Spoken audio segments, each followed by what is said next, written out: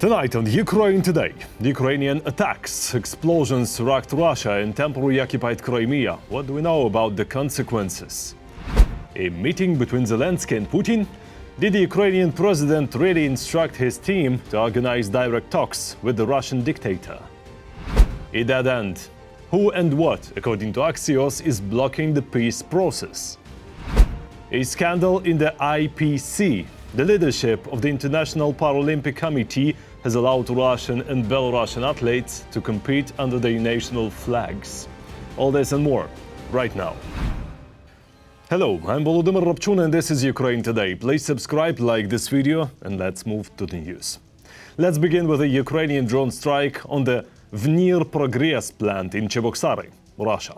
The facility manufactures antennas, including those used for drones, guided aerial bombs, and other weapons systems.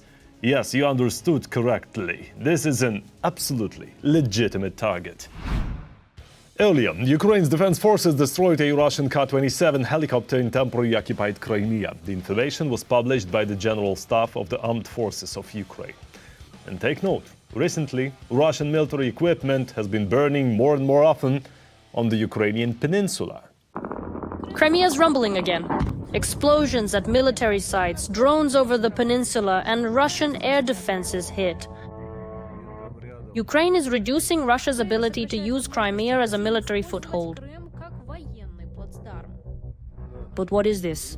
Are these just strikes, or is it the beginning of taking back the peninsula?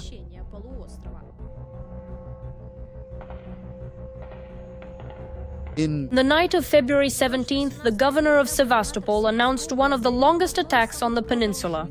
That same night, the Crimean bridge was closed, with hundreds of cars stuck in traffic jams and trains delayed. There hadn't been any random attacks on Crimea since the 22nd. All operations were planned and carefully thought out. And now, when strikes are carried out on targets in Crimea, we view them more in the context of the primary and initial line of defense for potential high-value targets in the Caucasus. Right in the heart of Russian military infrastructure, the Iskander missile depot in Pasechnoye was destroyed by Ukrainian Special Operations Forces. There are fixed permanent installations. They are subjected to continuous 24-hour monitoring, and yet they frequently become the primary targets for attacks. And then there are various types of physical objects like those that are mobile or only temporary in nature. In order to accurately calculate and account for them, first we must consider a flash, then a column of smoke. Over the past week, the Ghost struck an anti-aircraft missile and gun system. The Pantsir S-1, the Nebo-U radar system, and the BK-16 landing craft. Now all that's left is just scrap metal from what used to be such valuable Russian equipment. The system for monitoring surface and air situations is a key element of awareness at sea and in the air. That's why radar stations are the primary targets. First, it's the radar stations. Second, after them come air defense systems, and then comes the breakthrough of the defenses. Now, even the most protected airfields in Crimea are no obstacle for the Ukrainian armed forces. On January 20th, the airfield in Jankoy was attacked, specifically its control tower. But that's not all, because earlier, at the airfield in Sevastopol, equipment worth hundreds of millions of dollars was destroyed. In particular, a Russian transport aircraft was simply standing there, waiting for a Ukrainian drone to arrive. Crimea is a key military base and logistics center for Russian forces. And it is from there that attacks on Ukraine are most often launched. Aviation is important from both sides. First, aviation serves as an element of air defense, specifically as part of the enemy's first echelon of air defense. And probably still even. First and foremost, these are the Russian aggressors who are destroying our cities. Well, and they are getting what they deserve. Under air defense strikes are radars, airfields, military bases, and naval equipment. This is no longer a one-time action, but a systematic weakening of Russian military infrastructure on the peninsula. As long as the Russian occupiers continue attacking our sovereign Ukraine from our illegally occupied Crimea, naturally and inevitably, they will receive a firm and decisive response. Another question is why Russia, for some reason, isn't actively protecting even its most important equipment and military facilities. Could it be that their air defense, which supposedly has no analogs, can't cope? They're pulling them from Kamchatka, from Sakhalin. From Primorye, they're hauling complexes that were on combat duty and dragging them to our Crimea. While they were transporting and deploying them, our defense forces struck. So they've brought them in, set them up, and now we're preparing for the next strike. That means we need to destroy the new Arctic Gorkas first to ensure the strike is successful. Crimea remains Russia's key staging ground for strikes against Ukraine. And the more actively it is used, the more often it becomes a target. And now the question is not just whether there will be new attacks, but how long Crimea can remain Russia's main military hub. Over the past 24 hours, Russia lost at least 740 troops killed and wounded since the start of the full-scale invasion. That brings the total to 1,256,080 occupiers. In addition, during the last day, Ukraine's defense forces destroyed 3 Russian tanks, 6 armored combat vehicles, 40 artillery systems and dozens of other pieces of enemy military equipment. And now, more on the battlefield situation. Russia is under a massive drone attack. The operational headquarters of Krasnodar Krai confirms that the Zelenskyy oil refinery has been hit. A tank containing petroleum products was struck. The fire covers an area of 700 square meters. It should be noted that the capacity of this facility allows it to process about 6 million tons of petroleum products per year. The facility produces diesel fuel, gasoline, and most importantly, fuel oil and aviation kerosene. Tatarstan also came under drone attack. Immediately after the strikes, the region experienced weak internet connectivity. Unmanned aerial vehicles from Ukraine carried out targeted strikes against recognized and legitimate military installations in Kazan. And accordingly, there are numerous reports of loud explosions in Nizhnekamsk. Successful operations were carried out in the temporarily occupied territories of Donbas and Crimea. In the Donetsk-Makivka agglomeration, a Russian base and energy infrastructure facilities were hit. Sevastopol experienced the most massive attack in the past year. Therefore, we can say that the Ukrainian side is currently expanding both the geography of its strikes and first and foremost scaling up the production of strike weapons, which makes it possible to hit targets deep inside Russian territory at distances of over 2,000 kilometers. These are scenes from the war of the future. In them, a Ukrainian ground-based robotic system equipped with an M2 Browning machine gun eliminates an occupier in close-quarters urban combat. Last week, the armed forces of Ukraine liberated 201 square kilometers of territory. According to the Institute for the Study of War, this was made possible by the loss of communication and the blocking of Starlinks.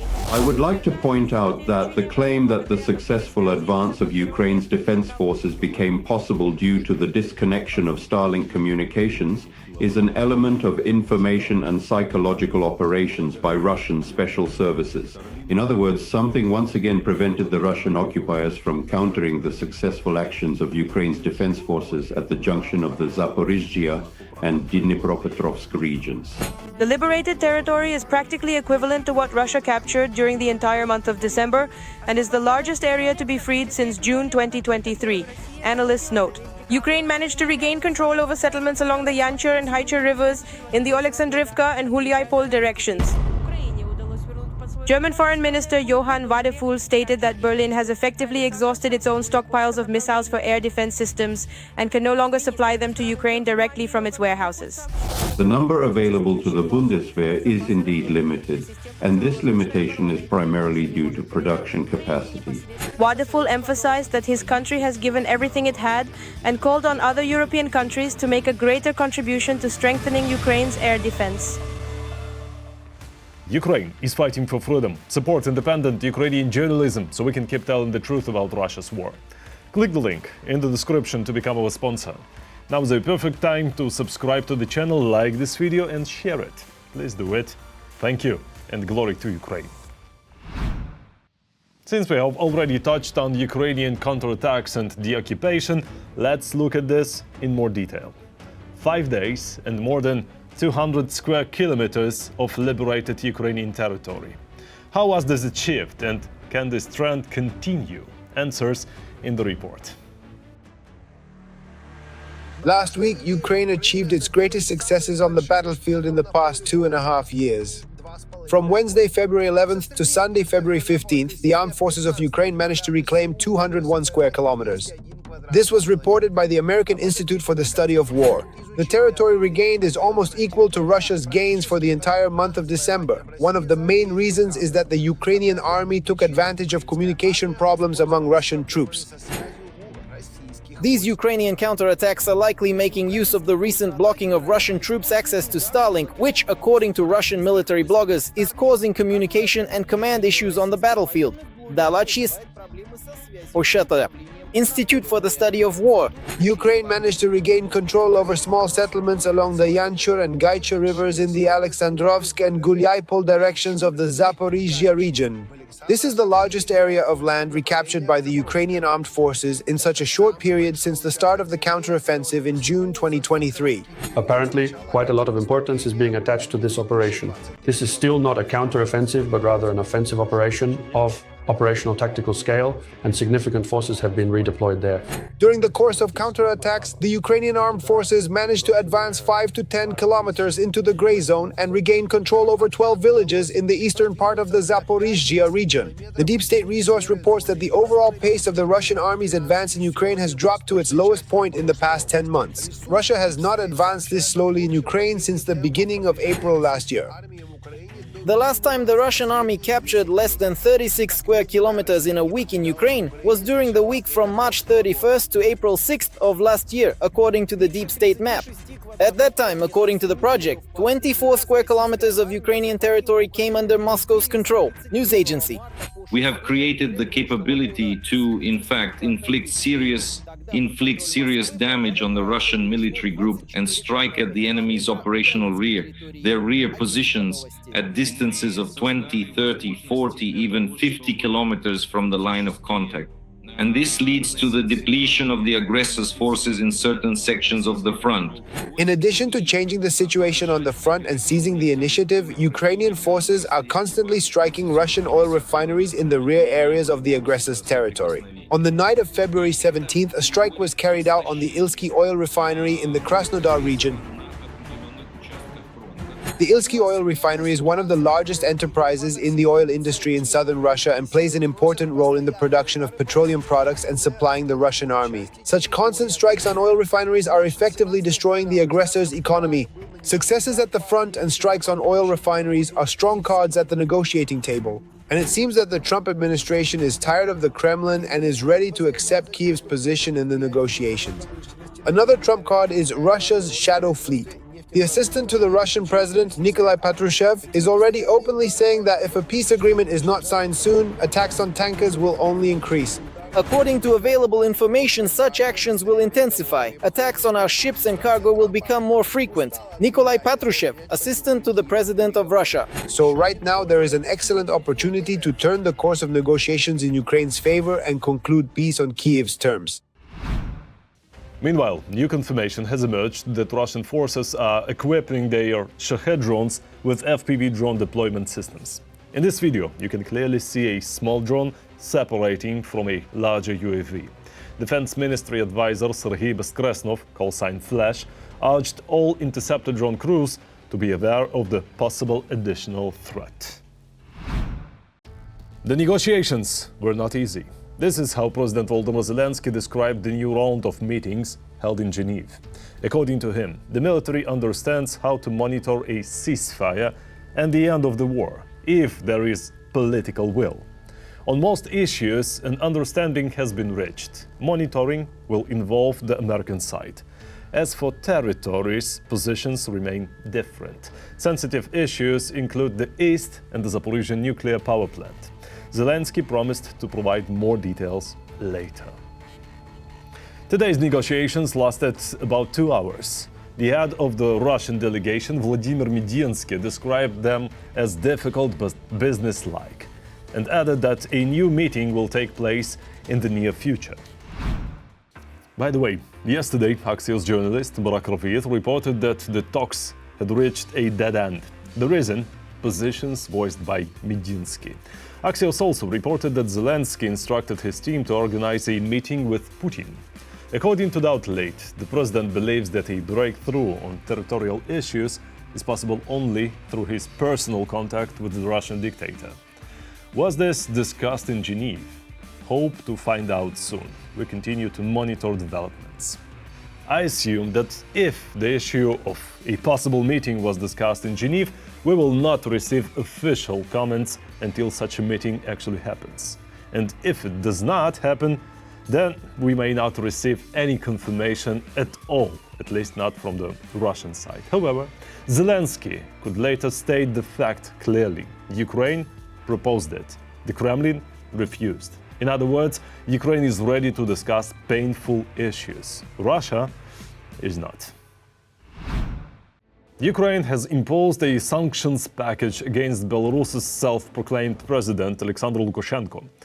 He is helping Russia scale its aggression and bypass restrictions. On Lukashenko's orders, Belarusian enterprises are working for Putin's war machine, supplying equipment to Russian forces. Control systems for Russian strike drones are deployed on Belarusian territory. Infrastructure for Oreshnik missiles is also being developed there. A clear threat not only to Ukrainians, but to all Europeans. Staying on the topic of supporters of the so-called Russian world, Hungarian Prime Minister Viktor Orban accused Ukraine of interfering in Hungary's elections. What really stands behind his statements, and what is Orban planning this time? All the details in the report. Hungarian Prime Minister Viktor Orban stated that the Ukrainian authorities are allegedly actively interfering in the Hungarian elections. He said this at a joint press conference with US Secretary of State Marco Rubio. Orban reported that the Ukrainian side is not indifferent to how the elections in Hungary will turn out, and therefore has decided to take part in the election campaign. According to the Hungarian Prime Minister, not only opposition Hungarian politicians, but also the Ukrainian authorities and the President of Ukraine will become active participants in these elections. We stand on the ground of common sense, so this should not surprise us. The President of Ukraine and Ukraine will be active participants in these elections, and we must also defeat them. The Hungarian Prime Minister also claims that Kyiv is funding the opponents of his Fidesz party. We know that they are funding our opponents. We know how this is happening. But political scientist Petro Leszczuk is convinced that everything Orban is talking about is pure manipulation. If we talk about Ukraine interfering in the Hungarian elections, it's obviously laughable because this is pure political technology on the part of the Hungarian Prime Minister, especially considering that, for example, a number of right-wing politicians from Europe, the world, and even the Trump administration openly campaigned for Orban in the elections, and no one calls that election interference. Calls it that. Orban has long been playing a game whose rules he invented himself. Orban has simply taken an openly anti-Ukrainian stance and is trying to use this anti-Ukrainian position as the basis for his opposition in the elections. In other words, he is fueling anti-Ukrainian hysteria and trying to sell this hysteria to the Hungarian voter. To be honest, I doubt that this will work out very well. Orban has created terrible corruption in Hungary, and this corruption is directly connected to the fact that he is becoming more and more dependent on Russia, on Russian oil, on Russian money. In other words, it's obvious that everything he does in order to get cheap Russian oil, then sell it and make money from it. After the supply of oil from Russia through Ukraine via the Druzhba pipeline was stopped, Hungary and Slovakia asked Croatia to arrange deliveries of Russian crude through the Adriatic pipeline JANAF. This was written on social network X on Monday, February 16th by the head of the Hungarian Foreign Ministry, Péter Szijjártó. For political reasons, the Ukrainians still have not resumed oil deliveries through the Druzhba pipeline. That is why today, together with Slovakia's Minister of Economy, Denis Sakovaj, we sent a letter to Croatia's Minister of Economy, Ante Šušnjar, with a request that Croatia, in accordance with Brussels regulations, immediately ensure the possibility of supplying Russian oil to Hungary and Slovakia via the Adriatic pipeline. The energy security of the country, including ours, cannot be an ideological issue. Therefore, we expect from the Croatians that, unlike Ukraine, they will not put it at risk. The security of oil supplies to Hungary and Slovakia for political reasons. Hungary and Slovakia are demanding that Croatia begins supplying them with Russian oil through its port infrastructure, although previously It was specifically because of the absolute impossibility of arranging such alternative transportation that both Viktor Orban and the members of the Slovak government cited as the primary reason for their continued need to utilize the Druzhba pipeline. The transportation of Russian crude oil through the Druzhba pipeline via Ukraine has been halted since the end of last month, due to large-scale Russian attacks on Ukrainian energy infrastructure. It was reported that the Russians struck one of the facilities in the Lviv region, which is connected to the Druzhba pipeline. Croatia, however, has stated that it is ready to help Hungary and Slovakia with oil transit, but not with Russian oil, as it finances Russia's war against Ukraine. This was announced on the social network X by Croatia's Minister of Economy, Ante Šušnjar. He noted that Croatia is ready to help resolve issues with oil transportation, as long as this complies with European Union legislation and the conditions of US sanctions. After all, no one should be left without fuel. Croatia has acted responsibly and transparently on matters of regional energy security, and we will do it again for our Hungarian and Slovak friends, fully respecting our Ukrainian allies and the daily suffering they endure. The Adria pipeline is ready, so there are no longer any technical excuses for any EU country to remain dependent on Russian oil. A barrel bought from Russia may seem cheaper for some countries, but it finances the war and the assault on the Ukrainian people. It's time to stop this war for profit. Infrastructure doesn't change overnight, but narratives sometimes do. Well then, for now, all that's left is to grab some popcorn and wait for Hungary's reaction. Suddenly it turned out that in fact Russian oil can be transported by sea. But then a logical question arises. If in reality oil can be delivered by sea, then Hungary loses its last argument for why it needs Russian oil, which it had previously used. They used to say that they could only receive Russian oil and only through the pipeline. Sea deliveries wouldn't be enough for us. Now it turns out that oil can be delivered by sea, but they specifically don't want any oil except Russian. But if you can receive oil by sea, you can buy any other oil from any country in the world. Orban has simply exposed himself. It actually turned out that all his previous policy about the impossibility of replacing Russian oil was a lie. In reality, it's not about the impossibility of replacing Russian oil, but about the fact that it is specifically from Russian oil that Orban receives corrupt income. And finally, about cynicism, or perhaps corruption, or something else.